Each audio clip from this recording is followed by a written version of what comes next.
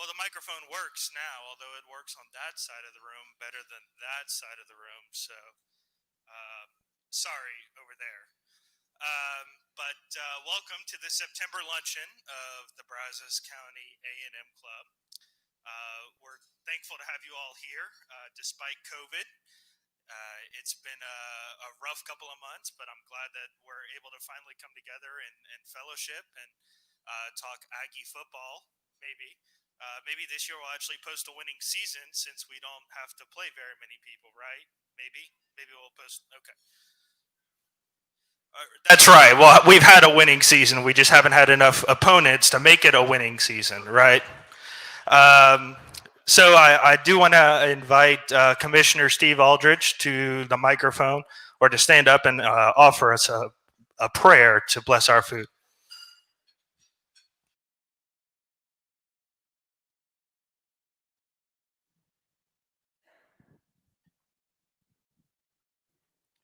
Please pray with me. Eternal Father, we thank you for the blessings. We thank you for the blessings on this community. We thank you for the blessings in each of our individual lives. We ask that you continue those blessings not only upon us and this community, but upon this great university that we love. Father, give us guidance. Give it guidance. Give it protection. Give it the spirit that continues to know the position of serving you and something bigger than themselves. I ask these things in the name of Jesus. Amen. Thank you, Commissioner. And please invite Mr. Mark Scarborough to lead us in a pledge.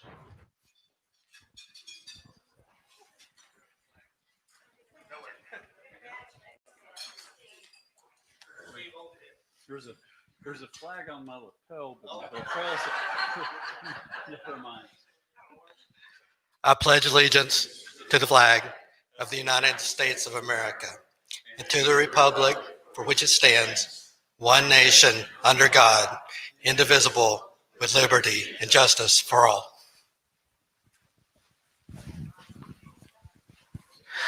Thank you, sir. Well, Ags, this is now the third meeting. Is the volume better over there? I think it's a little.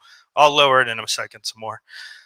But Ags, this is the third meeting now that we've had live streamed via Facebook and YouTube. So, howdy to all the Ags watching from around the world.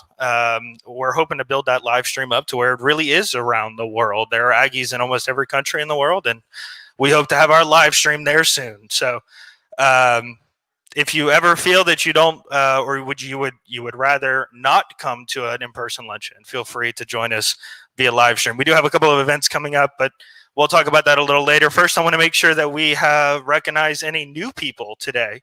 Do we have any new faces here? We do have one new face. Stand up, introduce yourself.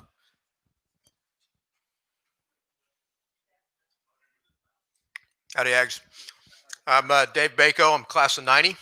I just ended a 30-year career in the Air Force, and my wife and I 5 years ago couldn't think of any place better to come back than to come home. Thank you. All right. First mask snafu of the day. All right. Won't be the last, but we got another one right here. Howdy, Ags. Trevor Johnson.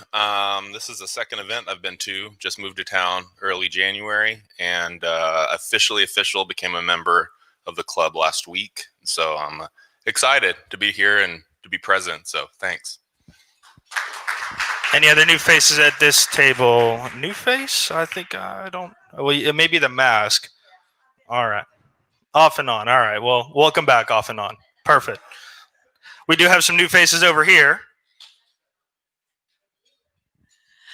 Howdy, Ags. My name is McKenna Puska. I'm originally from the Victoria, Texas area. I'm class of 2017. My husband, Clark, and I recently moved back to town due to jobs. I'm with Prosperity Bank here in town. I'm an assistant vice president commercial lender with them. Excited to get involved. Howdy, I'm Clark, her better half. I'm with Mustang Cat here locally as a branch manager. Just moved here, I guess, March. right during COVID. So this is one of our first events, out and about. So good to be here. Thank you. And you misstated other half instead of better half. And this is all a table of regulars. So we're not even going to worry about you guys. But we do have one new person here. All right. Howdy. My name's Jeff Murray, class of 07. Chelsea, my wife, tends to be able to come to these, but COVID has me working from home. So I actually got to participate. So thanks for having me. Any new people here? No. Oh, there we go. Russ Ford. Howdy. I'm Russ Ford, class of 81. Lived here since 1978, so I got here as quick as I could. I've been a regular attendee at Coach's Night, but I have not attended the luncheons in the past. So as Lisa said, with her generous invitation, I've joined the club. Nice to meet you all. Oh, and if you're happen to live in County Commissioner Precinct 2, I'd like to meet you. All right, and this looks like a table full of regulars here. We even got, we do have one guest. Okay. This is Jeff Hayes of Florida. He's here visiting family and friends. I'd like for y'all to welcome him. Oh, we're all regulars over here. We're joined by Dr. Carl Mooney, Mayor of College Station. Look at that. Want to stand up? Would you like to say a few words, Mayor? Since we are in your town. You are in my town. Well, howdy. There you go. You always have to start off that way, right? All right. Well, hey, it's great to see everybody out. We're still trying to beat the hell out of COVID-19. So, yeah. But, it's not so much about how we're going to defeat it. You've probably heard the language change over the last several months. It's how we're going to learn to live with it through treatment and safe practices. So thank you all for coming out, keeping that Aggie spirit alive and well. Bowen, great to see you here as well. Without the bow tie, though, I don't know. Okay, there you go. But, glad to see you all out here. College Station's live and well. And, some companies around the world have really taken a notice about how we've handled things here. Probably you all saw that Fuji, Diosynth Biotechnologies, has just invested another $140 million in an additional plant to be able to produce vaccines here. And let me tell you, folks, when a company like Fuji comes to College Station, other companies go, why? We want to know. What is it that they've got going on there? Because whatever it is, we want to be a part of it. And so while I can't disclose, all right, I will just say, watch the papers, watch the media. Don't read the crap on social media, but pay attention to the real news. All right. And I think you're going to see some exciting things coming to College Station here within the next several months. Thank you, sir. We got another table full of regulars here, and we've got a new member over here. Howdy. I'm not an Aggie, but I just love seeing that. That is too cool. Name's Anthony Moore. I was invited here by Bob Ramirez here. I'm the adopted guy with the family. I work with Signature Select Home Care Services. Glad to be here. This is actually my second time here. And I'm just excited to be here with the TexAgs guys over here. Thank you. All right. Welcome to all of our new visitors. And it sounds like that volume went back up over there. So I'll figure that out in a second. Sorry, guys. But you're not here to hear me talk. You're here to hear those guys talk. And hopefully they have some cool things to say. But I won't steal the thunder. I'll let Carl Orozco, our Vice President of Programs, introduce him. Okay, I have the pleasure of introducing our panel today. Put my glasses on so I can read. Our first one is Gabe Bock. Gabe's been with TexAgs since August of 2008. He currently is the Director of Broadcasting and host of TexAgs Radio. Heard him this morning on the way in. Thanks for the plug, Gabe. Appreciate that. Helps oversee subscriptions and intern program there at TexAgs. Gabe is the A&M class of 2003.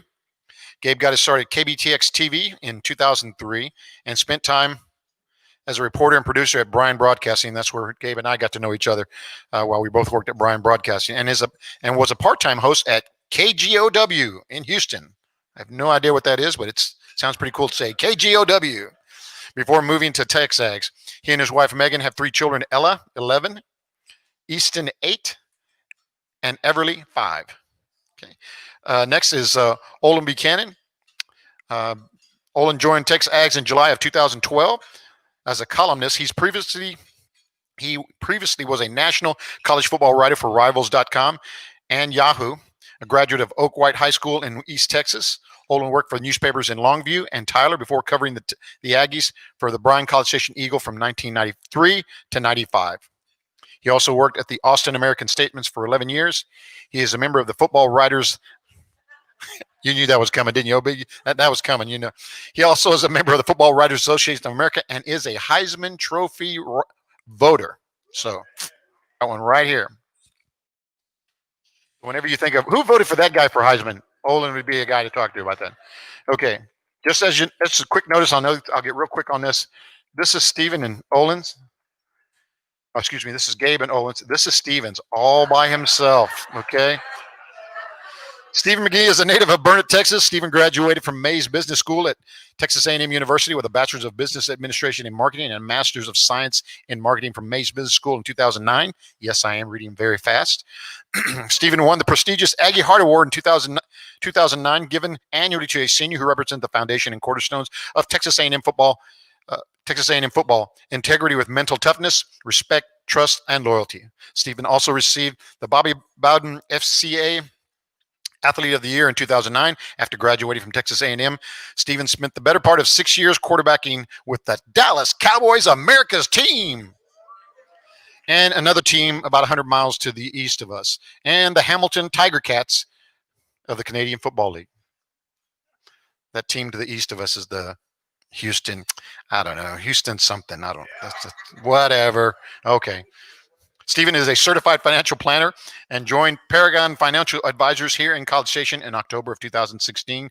Stephen speaks regularly at groups ranging from A&M clubs, fundraisers, banquet churches, and ministry outreach, as well as Rotary clubs and football teams. He's also a color commentator for local radio and TV stations throughout football season and is a proud lifetime member of the Texas A&M Lettermen's Association in the Bryan College Station Chamber of Commerce Leadership Brazos team. Stephen and his wife Brittany have been married for 6 years and both enjoy relaxing in the outdoors with family and friends. And if you ever need a fourth person for your golf team, Stephen is the guy to do it, because 1 year ago, this month at the Bryan College Station Habitat for Humanity Golf Tournament, which is happening next Monday, Stevens won the longest drive contest. Okay. That's pretty good, right? But the second thing he did was he got closest to the pin. And how did he get closest to the pin? He made a hole-in-one on the same day. So if you ever need a fourth, this is the guy to ask. I don't know how much financial planning he does, but he does do a lot of golf. That's for sure. I'm sure that's our panel. We'll have them up here and get you guys talking as quickly as we can.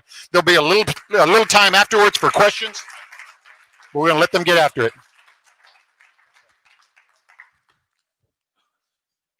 Howdy. Olin would like you guys to know that he covered the Aggies for the Austin American Statesman. How good does it feel to be all sitting here together? Can we get some whoops on that? Yeah. There were, and I do apologize when we had to postpone our visit together from August to September, but we just didn't know if there would be football season. And I guarantee you the last 6 months have been the biggest challenge of my career, just of what I do at TexAgs, is they don't allow us to just do an hour because there's nothing to talk about. We still have to talk for 3 hours. So I apologize if you guys were bored at any point in the last 6 months, but we tried our best to continue to keep it going and talking 3 hours every single day. But in August, there was a lot of uncertainty. So we wanted to move it back where we felt like it would be the sweet spot. And it does feel pretty sweet to be with all of you guys and so many familiar faces. The only face I don't recognize is Dr. Lofton's without the bow tie. It's like the bow tie. Without it, he's masked.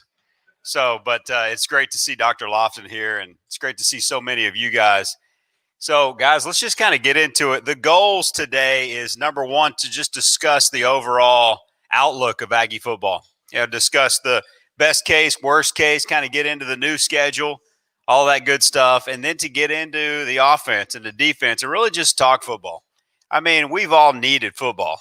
A lot of us have. And it's been fun these last couple of weeks to just hang out with Olin on the air, bring Steven on Thursdays, and just talk football. So we like to turn these. This is probably our third, fourth year, Carl, Chris, probably our third, fourth year of doing this as a panel.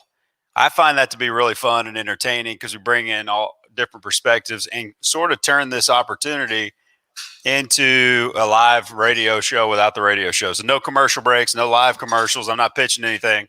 We're just hanging out and talking ball. So I think you need it. I think we need it.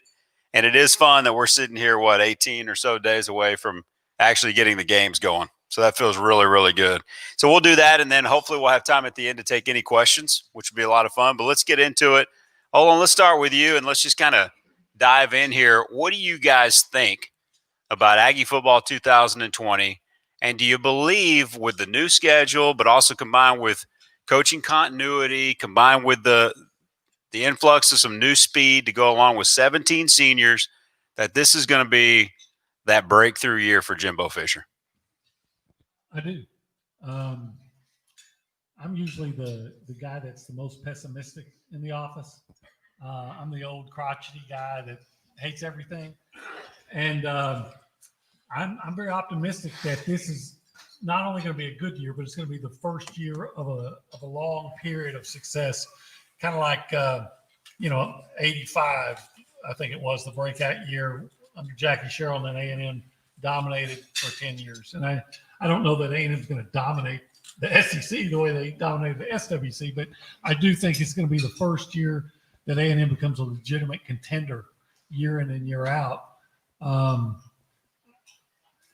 Now, I'll couch that saying that everybody stays healthy and that there's no significant injuries, because injuries were a big issue last year. And I think A&M played pretty well last year, considering some of the injuries that were going on, some that kept players from playing at all, and some that compromised their ability because they were out there playing, but they weren't playing at 100%. So I think you're going to see a healthier team. You're going to see a faster team and a more confident team. And I think you're going to see a team that's going to win an awful lot of football games. I would be surprised if they won fewer than 8 football games this year, and I think that might even be conservative.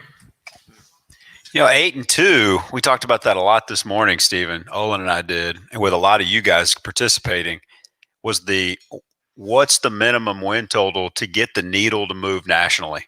That, all right, what he's doing here is really making waves, and A&M's here to stay. We settled on that 8-9, and that's easier to say, but A&M hasn't lost fewer than 2 games since Johnny Manziel won the Heisman in the SEC. So that's a difficult ask, right, on this schedule. At the same time, I'm fully with Olin. Anybody who heard me today, I'm really fired up about what this team can do. What do you think? I'm cautiously optimistic. I'm not convinced though this team is ready yet. Based on just people I talked to inside the walls, I think that they're close. I'm scared at several positions still. Not sold on defensive end, which I feel like is the most important position outside of quarterback for a team, and then of course corner. I know we're going to talk more about what Mike Elko has done, but tight end now becomes a big concern for me with just really one healthy guy.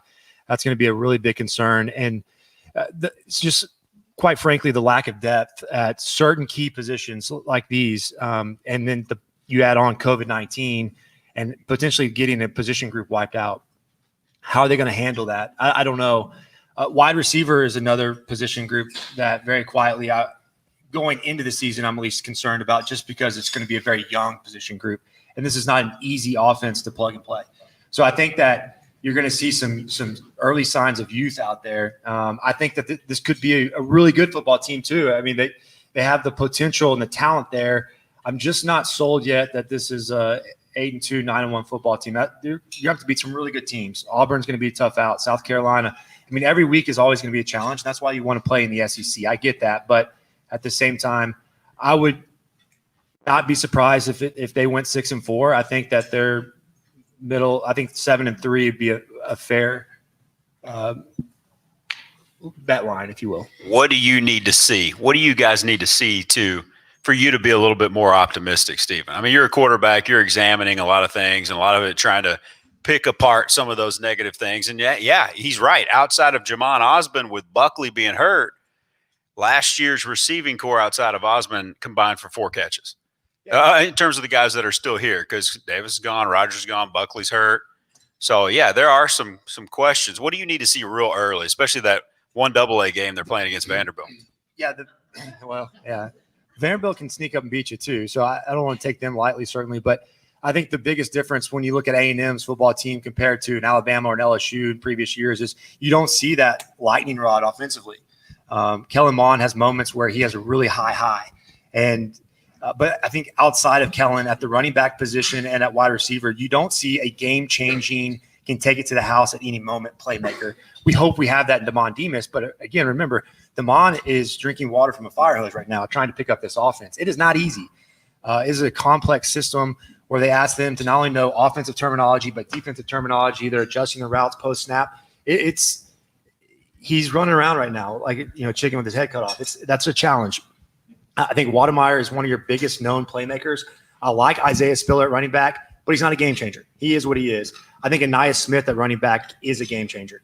And I'm excited to see Anais and Jalen. Those are the 2 biggest guys that I think of are the game changers offensively. Damon Demas, All-Chain, one of these guys that we know that can really run, I think can change the dynamics of this offense. What do you need to see early, OB, to convince you that we're right and he's wrong? Well, first of all, again, healthy guys. And what's the line they say? If you have health, you have everything. And I think if A&M has its health, they have everything. But I think the first thing I need to see is, and I think everybody in here is probably going to agree with me, is I got to see better play in the offensive line. And I think I will. We didn't know this until just a couple of weeks ago that Carson Green played all last year at right tackle with a broken wrist.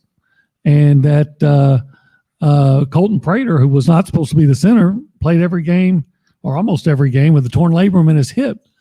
So just those guys being healthy, and a guy like Kenyon Green, who was playing guard for the first time as a true freshman major college football player. And if you look at some of the guys that were taken in the first round of the draft, and the guys he was trying to block, a lot of them, those first round picks he was facing, I expect him to be a lot better. So some of the guys are going to have to play better, but some of them I think will for various reasons. And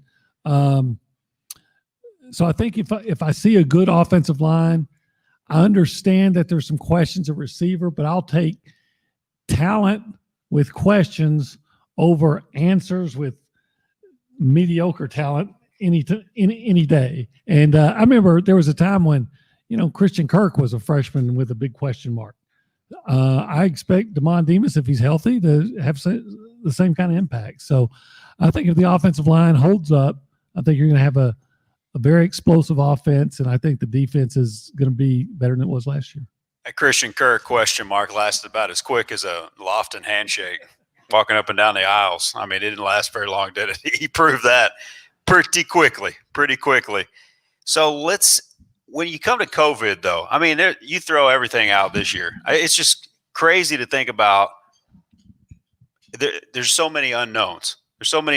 We can't sit up here and break down and analyze. That's the X factor. Who's going to be the healthiest team on a given week, and who's going to get knocked out for 2 weeks, and who's going to lose 2 quarterbacks and all that. So that's going to be really fascinating to watch this thing play out. Having said that, though, Stephen, then follow up, OB, I feel like A&M is almost as COVID prepared as any team really in this league, because your quarterback finally has a PhD in this very difficult system. Even Bama, they probably would rather go with the freshman. But can they go with the freshman who was supposed to win the job in spring ball? There was no spring ball, and God bless him, Sarkisian's coming back off heart surgery. He's been in and out, right? This happened over the summer. That's their offensive coordinator who's trying to work and develop the true freshman. you look at A&M versus an LSU and all they lost. You look at a brand new coach at Ole Miss, brand new coach at Arkansas, brand new coach at Mississippi State. Across the board, the continuity on the coaching staff and the veterans, like that X factor, I feel really good about where A&M sits in that compared to most teams in this league. I agree with you, and I think coming out of their scrimmage, most recently, the offense really, knocked it out of the park. And so, cautiously optimistic. Kellen, not many guys get a 4-year starter at quarterback, especially with Kellen's level of talent. I think if you go around the SEC, that the majority of the schools are going to pick Kellen over the starter that they're going to trot out on day one anyway. He definitely has a very high. But yet, with all that being said, I think Kellen has a lot to prove. And there's a lot of distraction right now when it comes to Kellen. He's a name that's been talked about in Aggie circles, probably more so than any name since Johnny Manziel. Good, bad, or indifferent. That is a hard weight to carry. It's hard being an SEC West quarterback at this day and age with the amount of social media, going to school. It's just different. Those guys plus have to graduate and go to school and make good grades. In Jimbo's system, he's got to be the leader every day. There's a lot on his shoulders right now, and so that does concern me. I'm going to be honest with you. It is hard to win football games as a quarterback when you're distracted. There's just very few. You look at Peyton Manning and his approach, Bill Belichick and his approach. He's football 100% of the time, and there's a reason for that, and there's also a reason why they're really successful. So I'm interested to see how that plays out. I think that Kellen has a lot to prove, and I know that there's always a guy, typical to Jimbo, waiting in the wings for that opportunity. And so there's some really good players behind him as well. So you never know what's going to happen in the crazy world of football. Doors of opportunity open quickly, and life goes on. So, I'm interested to see how that plays out. I think Kellen is the key for this team, though, to win football games. He's got to be the leader. He's got to keep the team focused. He's got to get young players lined up, know what they're doing, what route to run. As Kellen goes, this offense will go, and I think this team will go. Olin, how COVID prepared do you think A&M is? As prepared as you can be. Like for the reasons you said, A&M is one of the few teams that doesn't have a new quarterback or a new coordinator or a new coach or offensive or defensive coordinators. A&M is one of the few teams that were intact. So if you already know what guys can do, the spring's always valuable, but it's not as necessary if you have guys that what they can do. Yeah, you want to hone some things and work on some things, but if like I'm at Mississippi State, I've got a quarterback who's going to run a completely different offense, and I don't even know if he's in. I'm sure he's in Starkville now, but he wasn't until the summer, and they didn't have him there. And I guess he's just now trying to work on running Mike Leach's offense. You have a new coach at Ole Miss. You have new coordinator at Auburn. You got new coordinators and new quarterback at LSU, and I'm glad for that. So I think A&M is. If you had to deal when we all know we wish that had not been the case, but if you had to deal with it, I think A&M was in as good a position as you can be. And then what I applaud about this team is that they seem for the most part to be very focused, and they haven't, since they've come together as a team, they haven't had any major outbreaks. You compare it to Tennessee, that I think just this week, they just canceled practice for quite a while because they've had such an outbreak. That hasn't been an issue for A&M, and I think it's just because you have a team that's on the same page and realize what's possible and what's at stake this year. And, the majority of those guys are focused. Let's talk Kellen for a little bit.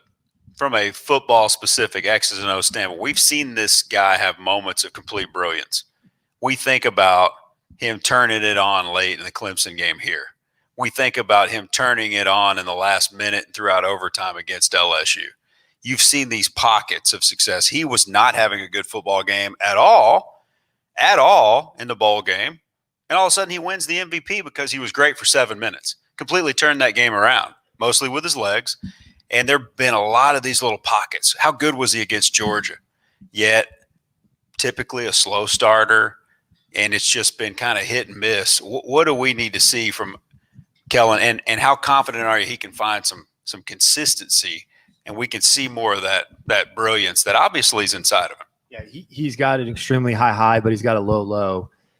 Some of the bad plays for Kellen aren't typical. Like his fumbles are a lot of times quarterback center exchange or when he's running, and those turnovers when he fumbles, he's done a great job protecting the football through the air. But fumbles have really hurt this team, I feel like, because they've been in low red scoring opportunities at inopportune times. So if Kellen can find a way to be more consistent in the throwing game, just making the easy pitch and catch, the little under routes, the slant routes that he throws high, sells, or makes a guy make a diving catch, just make the easy plays first. And that's the importance of Kellen just being more consistent accuracy wise. And then number two for me, it's playing faster.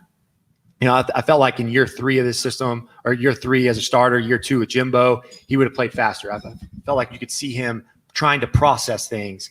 And when you're thinking you're late, and when you're late, you're wrong as a quarterback. And so he's got to just allow his instincts to take over and not try to process and have every answer and have, this safety's here and this guy's here. I'm a slide line here. And then I'm going to try to side this guy here. If you just keep the game simple and play fast, that'd be huge for Kellen. And then my third area, I think that Kellen can take it to the next level. And really the key for us to win these big games is to make the home run throw. Good defenses only give you a couple opportunities a game for that home run shot. We saw it against Clemson early. We missed a guy wide open for a touchdown. And then we saw it against Alabama. You usually get 1 or 2 versus a good defense. Bad defense, you may get 5 or 10. But too many big play opportunities that we miss. And so we got to find a way to give those guys a chance. But Kellen's high is really spectacular. He's made some throws off, scrambling off his back leg and 42 yards and puts it right in the breadbasket. So if you can get the high Kellen for 4 quarters, you'll be a tough team to beat.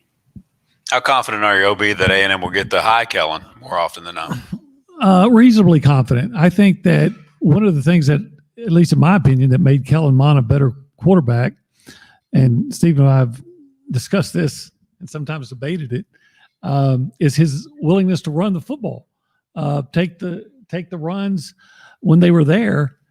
Sometimes I thought earlier last year he would always be looking downfield, which is not a bad thing. Trying to find, you hear the commentators say, yeah, he held on to the ball and see he found the guy breaking open late, and what a big play. But I think sometimes he did that and ended up throwing into coverage when, the 10-yard run was there. And I think in the second half of last year, he started running more, and I think his passing improved because of that.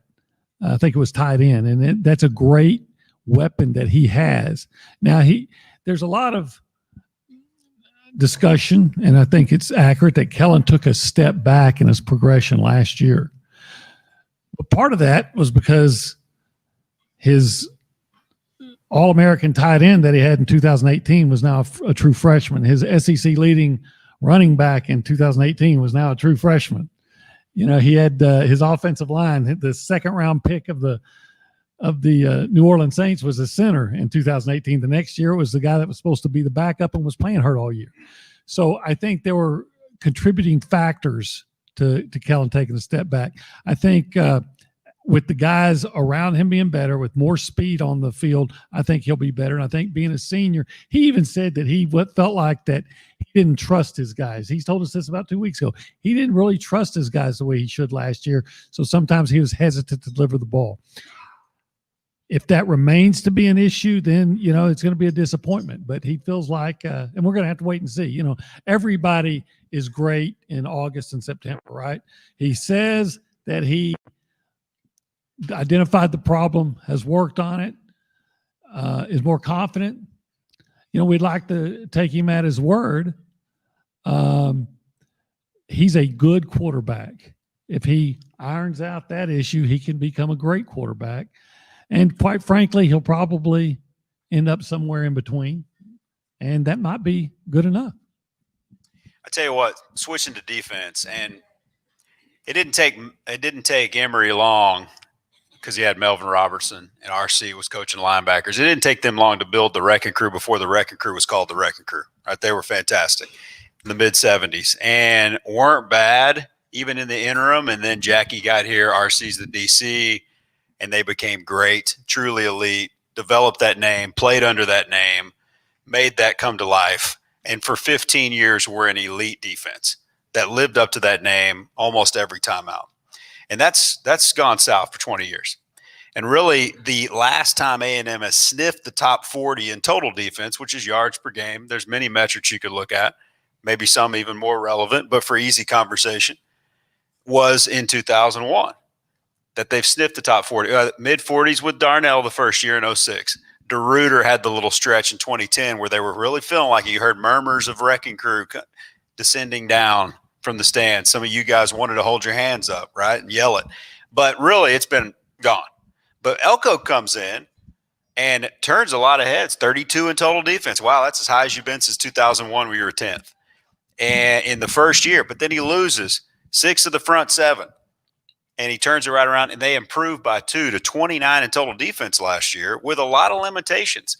Now almost everybody back. You lose Oliver, who was very inconsistent, and you lose Matabike. But you replace Matabike with a guy who could get drafted even higher. So with 9 starters back, continuity with Elko, let's talk about what we love most about this defense. Let's get into how good we think this defense could be, and then we'll get some concerns. I get it. There are always concerns in college football. You don't have 125 scholarships. So let's start with what we love most. Go ahead. You want me to go first? Okay. I think they're going to be real good against the run. I love the defensive tackles. Gabe was referring to Jaden Peavy, who's going to be replacing Justin Matabike. Justin Matabike thought was the best player on the team last year. I think Jaden Peavy, I'm not going to say he's going to be as good as Justin Matabike. I'm not going to say he's not. But I think sometimes when you replace a player like that, it's like the decline is like stepping off the cliff. This will be like stepping off the curb. Nobody's a bigger fan of Jaden Peavy than me. I think the A&M's defensive line is going to be really, really good. I think DeMarvin Leal will be an All-American, maybe not this year, but before he leaves here, and maybe this year. And, gosh, the linebackers are good. And that just feels good to say that, because we went through about a decade where the linebacker play was just poor. And I'm not saying that they're great linebackers, but Anthony Hines and Buddy Johnson are good. And they were in their first year as starters last year. I think they'll be better in their second year. And I think the safeties are really good. Damani Richardson played really well as a true freshman safety. And Leon O'Neal's one of those up and down guys, kind of like the defense's version of Kellen Mond. But I think that's a guy that's absolutely dedicated himself to getting better.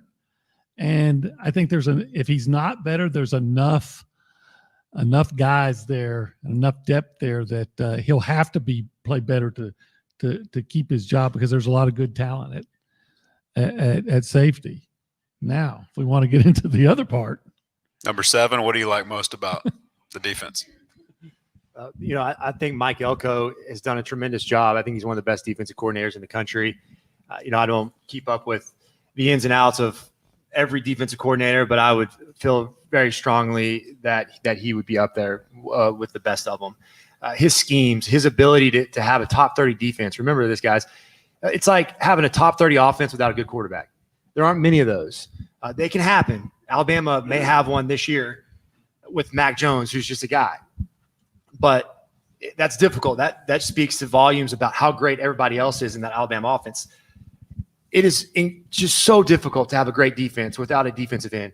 As a defensive coordinator, if you feel like you cannot get home with 4 guys up front, it's an immense task, because all of a sudden you put so much pressure on the back 7 to hold in coverage. And just take Alabama last year, 3 first-round picks at wide receiver. If you're not getting home on the quarterback and he's able to let those guys run free for a while, you're not going to win many football games. So being able to have that caliber of a defense with not a great pass rusher. We had some good interior linemen, but you don't really ask your interior linemen to get sacks or QB pressures. And number 2 is with not having a great, corner, a shutdown corner.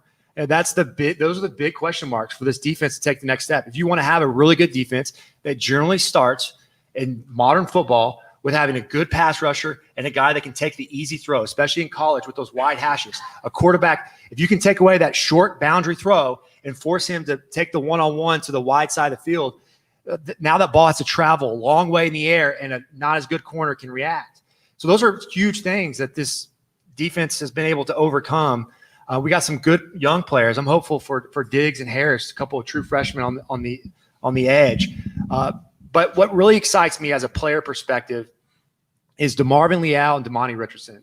There's been a lot of talk about a lot of different athletes and whatever across the country. But let me promise you, these two guys, if you're an Aggie fan and you want what's right in young America with really good people that do it the right way, you need to follow these two names. You don't hear a lot about them outside their play. They don't talk a lot. But let me promise you this, these guys grind, and they get me excited. As a former Aggie player, those are the kind of guys that I want representing my university. And they're the voice and they're the leaders on that defense. And if it's not right, DeMarvin Leal will make it right. He's talented. He works his tail off, and he holds everybody else accountable. Folks, that's what we want. Damani Richardson is talented. He works his tail off, and he holds people accountable. These young guys are going to make a difference in our program, and they're going to be the ones that set the trajectory. And I really feel like moving forward, it's probably going to start with those guys. These guys are Fisher recruits. So they're the leaders right now. And I think moving forward, they're going to take the lead. Some young guys offensively, I have a lot of hopes for it from their leadership perspective. But you guys need to follow, and when you get little snippets in the media, listen to what these guys have to say. I bet you they're going to be few on words and a lot on action. The cheat sheet is simple. DeMarvin, Demani on defense. There you go. That's who you got to look forward to. All right, Carl, Sam, we're getting real close. And some of you guys got 1 o'clock. You and I probably, most of us have 1 o'clock naps. We got to get in, right? So we're in good shape. But do we have time for a couple questions? Go ahead, Bob. This is for you. As a quarterback, with the kind of distractions that we've seen Kevin have this summer, was it difficult for you? It's that clobber line. Was it difficult for you to focus during practice and then during the game? Do you see Kellen having difficulty with that? Yeah, I think it's just he's asking about the distractions surrounding Kellen, and is it going to be difficult for him to block that out, especially on the field? I think that the weight, it will take its toll. Let me just put it from an NFL's perspective. There's 2 quarterbacks that I think of that were distractions, and this is how much the NFL hates distractions when it comes to sports. Colin Kaepernick, who cannot get a job. He's talented enough to be a backup quarterback for all the teams in the NFL, but he's a distraction, and no one wants a distraction at backup quarterback. Here's another name that you don't think of, Tim Tebow. Tim Tebow was a distraction at backup quarterback. A lot of people don't realize that, but the starting quarterbacks hated Tim Tebow. He was very much he pumped himself up. And I like Tim Tebow. I don't know Colin Kaepernick, but they don't have jobs in the NFL because they were distractions. And so you got to be a really, really good football player to make it to the next level as a distraction at quarterback. Maybe things are going to change moving forward. The reason for that is it's difficult to win football games when you're not locked in to the task at hand, especially at that position. Football is a complicated game. It is not for dumb people, especially at quarterback. You're in charge of offensive line, protection, slides. You got to know what the defense is doing. You got to do run-pass kills based on what the secondary is showing you. You've got to help receivers adjust, make audibles. There's a lot that goes in 40 seconds. Getting guys lined up, motion shifts. I think he can do it, and he's shown the ability in tough situations to overcome. He's very even-keeled. That's his greatest strength. He's never too high. He's never too low. It's a great quality to have as a quarterback. Ryan Tannehill's that way as a player. And so I think he can handle it, but he'll get tested for sure. Excellent. Especially if you don't win. Well, yeah, to this point, Johnny was a distraction, but you can deal with that as a starter. But when he became a backup, you're like, do I need that? And we're not even getting into the meta stuff of whether or not what these guys are doing is wrong.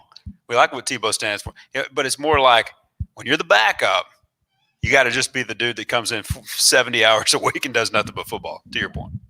What else? Is the Auburn team mature enough and good enough to come to your quarterback? I'm going to tell you this. I've never seen a quarterback that's come in here that they've been more vocally that they praised publicly that's never taken a snap. So that's a very good indication.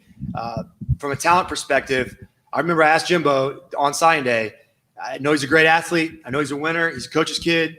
There's no question marks there. This guy's a grinder. He works his tail off. He's earned the respect of that locker room very quickly as a 5-star prima donna quarterback that you would think. He shows up every day ready to work. I would be shocked if he doesn't get some good snaps this year. I think he's the right type of guy. And Jimbo said, trust me, Steven, this guy can spin it. That was my question mark. When you turn on his tape, he doesn't seem to have that great Like arm. Calzada, who can really spin it. Calzada is a Brett Favre. I remember Jimbo referred to Calzada as a Brett Favre second coming, if you will. I don't know. I think these guys are talented behind them. And that's the pressure of playing at a big-time school like Texas A&M is there's always a really good guy behind you. So if you slip up, you get hurt, it could be your last snap. So there's always pressure to play at a very high level, which is good. What else is Haynes king, OB? Well, he's Texas guy, so he's got to be good. He's a beast from the east. He's a Longview Lobo. So if you're from East Texas like me, well, let's hope he's not like me. But big, tough, fast. I think he's already one of the fastest guys on the team. That's saying something. Yeah. So he'll be exciting when he pulls it down and takes off. Did you have one, Carl, to wrap it up? Okay. Same part of that. If Kellerman gets in trouble, you think that or he gets injured, who would come off the bench behind him? The first guy you think would come off. What's the score? And who are they playing? Yeah. I think it's a great question. Calzada, in my opinion, has a NFL level arm right now. I think he had some great moments last year when he came in. He had some bad ones too. A little erratic, young guy. I don't know how camp's gone for him. I know the thing that Haynes King does have is his legs as a legit 4-4 type guy, and that seems like the trend right now on not only the college level but the NFL level is a quarterback that can change the game with his legs. I.e., what you said Kellen Mond did last year. I think in the Alabama game, really he became more assertive with his legs, and it really helped us a lot. Chris? What do you think the chances we actually finish the season are with COVID? I feel good about us starting the season. I'll take that. I think it's 50-50, and it's the problem I've always thought is not the first month. I think the first month you're going to get through it. What I would be concerned about, like your A&M, let's say A&M's off to a 3-1 start. Let's say A&M's off to a 4-0 start. What am I talking about? And your next game's against Arkansas, and Arkansas's probably 0-4. Are the Arkansas players going to be as willing to avoid the parties, and do all the things you're supposed to do to stay safe? Or is it going to be like, what are we doing here? Why am I staying in quote team quarantine for this group? And then, a couple guys go out. Next thing you know, you don't have an opponent that week, right? Or they play, having not known that they're or right. they play, Yeah. and then so even though they're supposed to be testing three times that week, but what if you don't have an opponent? And then more teams are. You're already seeing LSU, half their team it seems like it's left, and that's a great thing. But I encourage that. But they've had 4 guys leave their team already. So what if they're 2-2 at one point and they say, I'm here to play championships. I want to get ready for the NFL. And I think that's the thing that is going to be more likely to cause an interruption and maybe a abrupt end to the season. Yeah, that conversation really gets me going. As a football player, you want to play football, right? I mean, if I'm a race car, what I want to go race. This is my opportunity to go play the sport. I don't understand guys sitting out for NFL aspirations. If I'm a GM, I want to go draft a guy that will do anything to get on the football field at any cost. I want to go play football. I'm a football player. Look what happened at the wide receiver position. We had a couple guys that thought they were ready to go, NFL. One guy didn't even make camp and the other guy got cut. And so, it's a hard thing to do, but they want to draft guys that love football. I don't understand how sitting out is going to improve your stock. There are very few guys that are good enough, like the LSU wide receiver or the Clemson quarterback, that could sit out and still be a number one pick. Everybody else is fighting for a chance to get drafted. So that one's always a head scratcher for me. I am concerned, though, about COVID, and I laugh.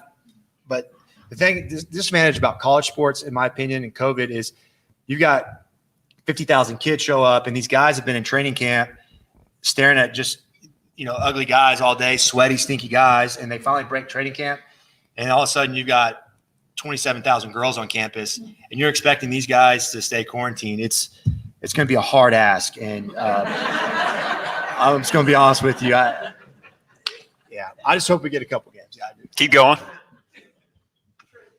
Excellent. Yeah. Trevor Johnson.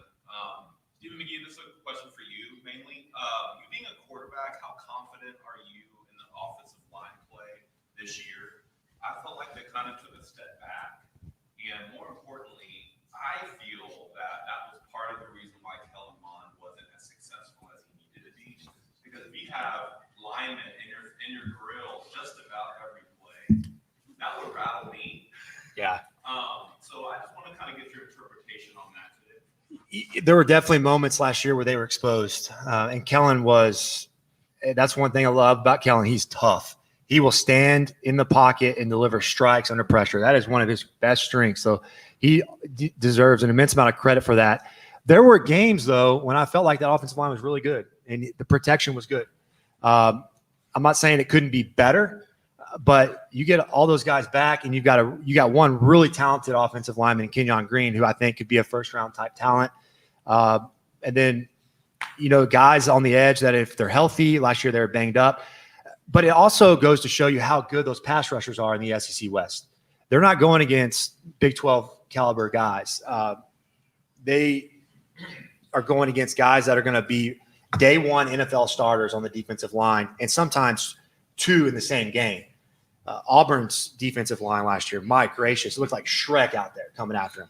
I don't want to block him. And so that's a task. And so you got to get really creative offensively, putting a tight end at the edge of the tackle to chip that guy. Running backs got to be really good in protection. It's a team game up there. Wide receivers have to run the right route. Last year, we took a bunch of sacks because wide receivers don't run the right route. That's frustrating. So quarterback pressures is really a team game. It's not just on those guys. It takes all 11 doing their job. Kellen's got to get the ball out on time. He's got to get the right protections dialed up. I'm optimistic that they're going to be pretty solid this year. They're going to have challenges every week. There always are. But I think they're going to be pretty good up front. Carl? It's great, guys. Did we have one? Okay, let's do one more. Coach Fisher was quoted not long ago in the local paper as saying that this team was coming together as a team off the field and on the field better than a lot of teams he had ever had. Do you see that coming as well? And does that make a difference in what you were talking about earlier with the trust that the quarterback would have in his teammates? I think it's a huge deal, especially this year. You have a team that has one mission, and that's to go win a football game. You're going to have a huge advantage if that is the case. If you have 120 plus guys that are all on the mission to help that football team win a football game, that's a huge advantage. Guys that are together, that believe in the same things, that want to work together, that love each other. I'm telling you, there's very few bonds like you have in a football locker room, and that brotherhood. It's in my opinion the most special place in America because you get guys from all over America from different socioeconomic backgrounds that look different ways, speak different ways, and you are bonded together. All that stuff becomes irrelevant. You earn your respect in a locker room based on what you do and not what you walked in that door with. That is unique in this day and time, and that's what makes it so special. And so if you get a locker room that embraces that, man, it's what these guys show up at Letterman's golf tournaments and whatnot, and man, it's just immediate. You just remember those times when you struggled together, you won together, and you're brothers for life, and you're there for each other. It's what makes sports so great. And I feel like we don't talk about that near enough in the media. It doesn't get covered as much as the guys like DeMarvin Leal that make a locker room so special, and the things that you learn together, and embracing young guys and bringing them along and teaching them, how to overcome injuries and setbacks. And football can set you up for life in incredible ways. And I'm so hopeful for this team with all that's going on, that they can really set this program, and like OB said, to be at the very beginning of something really special.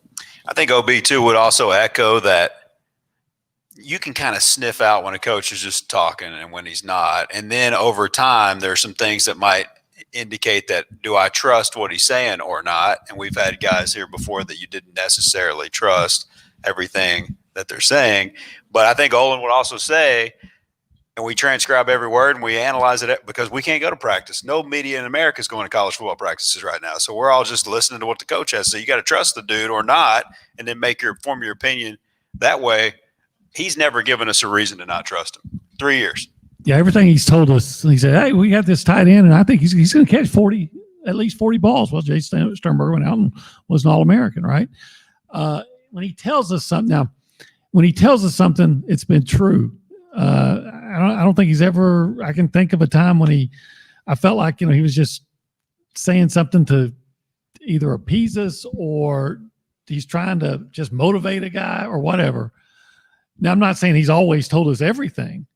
Yeah. There were things that have come up and we're like, oh, where was that? It would have been nice if he had told us that.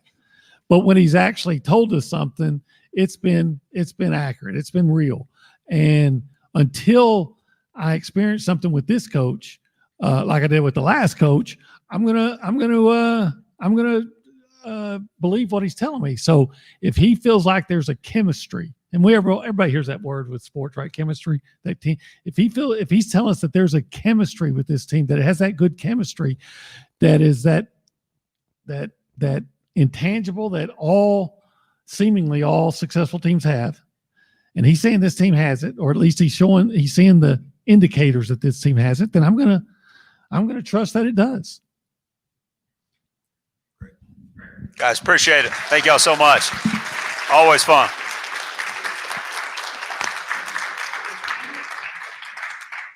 All right, thank you. That was incredible. One more round of applause for the TexAgs guys.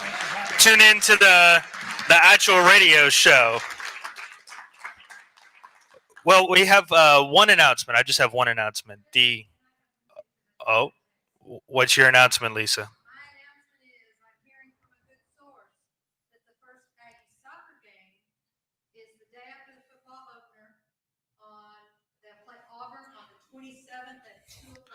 Auburn, 27th, 2 o'clock. Coach G says it's the first soccer game. You can say it's Coach G. I'm sure it's just Coach. All right. Girls soccer, Auburn. Women's soccer. I'm sorry, women's soccer. I'm in front of the TexAgs guys. I need to be correct. Just soccer. We only have women's soccer. Men's soccer isn't very fun. So my one announcement, it was kind of a fun one. We normally have a howdy hour on the fourth Thursday of every month, right? Well, this month is different. We've actually started to move them up, so it will be the third Thursday. So that's not this Thursday. Next Thursday is going to be our howdy hour, and we're actually going to start having 2 howdy hours each month instead of 1. So that's been requested by a number of people over the years, and we're finally going to make it happen. So there's actually going to be so it should be September 17th, 18th, I think. 17th. There we go. I knew somebody would have a calendar in front of them. Yes, ma'am. Question.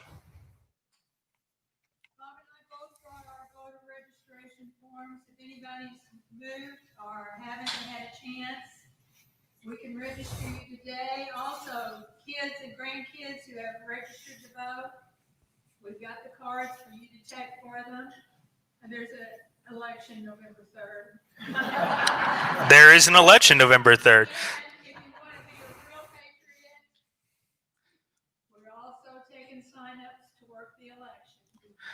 All right. If you'd like to volunteer at the election, well, there you go. We'll just sign up the whole club. Perfect.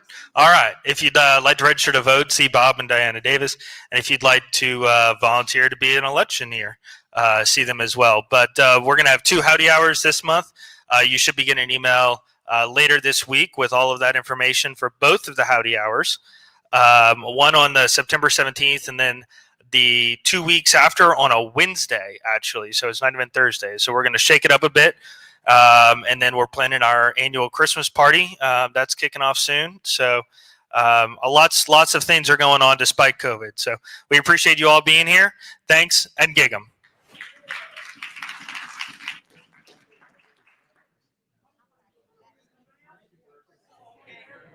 Thank you very much.